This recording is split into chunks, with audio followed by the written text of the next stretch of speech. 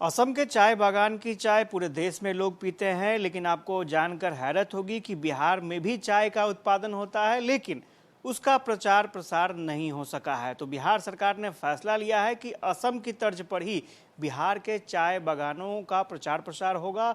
और सबसे बड़ी बात है कि बिहार के चाय बागान के चाय भी पूरे देश में लोग पी सकेंगे। हमारे साथ बिहार सरकार के कृषि मंत्री हैं, उनसे जान लेते हैं क्या पॉलिसी है आगे, कि किस तरह की पॉलिसी आप पर काम करने जा रहे हैं सर जी। एक्चुअली हमारा प्रोग्राम है 7, 8, 9 को हम किशनगंज में रहेंगे और वहाँ के पूरे अधिकारी 3-4 जिला के अधिकारी के साथ बैठक होगा और साथ में हमारे विभाग से प्रधान सचिव और एग्रीकल्चर डायरेक्टर, ये सारे अधिकारी हमारे साथ जाएंगे। और जाने के बाद बिहार में चाय का उत्पादन का बढ़ावा देने के लिए हम लोगों को क्या क्या पॉलिसी लानी चाहिए, सेंटर ऑफ एक्सीलेंस बनाने जा रहे हैं। तो बिहार का चाय आसाम, दार्जिलिंग के चाय के तर्ज पर पूरी दुनिया इसका स्वाद ले सके, इसके हम प्रयास करने जा रहे हैं। और हमने तय किया है कि चाय बागान के जो किसान हैं, हम उनके गांव में जा कर के उनसे बात करेंगे कि आप क्या चाहते हैं, सरकार की ओर से क्या सहयोग चाहिए आपको।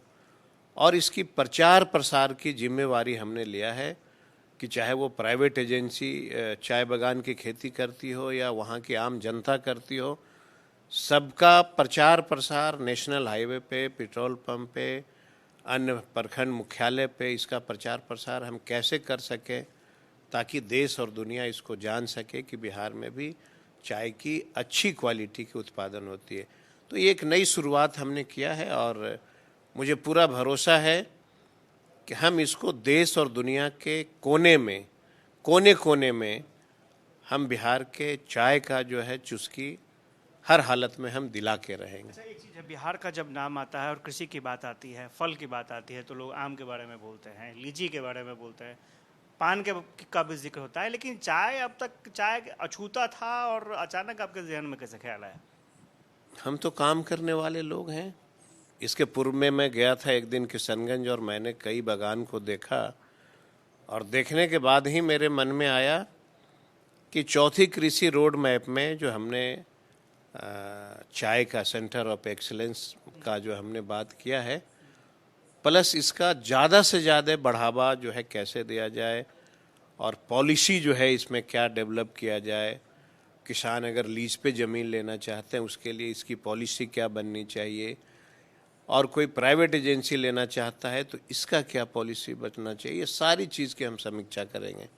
समीक्षा करने के बाद किसान हित के लिए जितना हो सकेगा हमारी सरकार, माननीय मुख्यमंत्री और तेजस्वी जी के नेतृत्व में मैं करूँगा। किसानों को भी शायद आप लोग बुला रहे हैं, किन किन जिलों के किसान को वहाँ पर? किसानों को मैं बुला नहीं रहा हूँ, किसानों के पास जा रहा हूँ।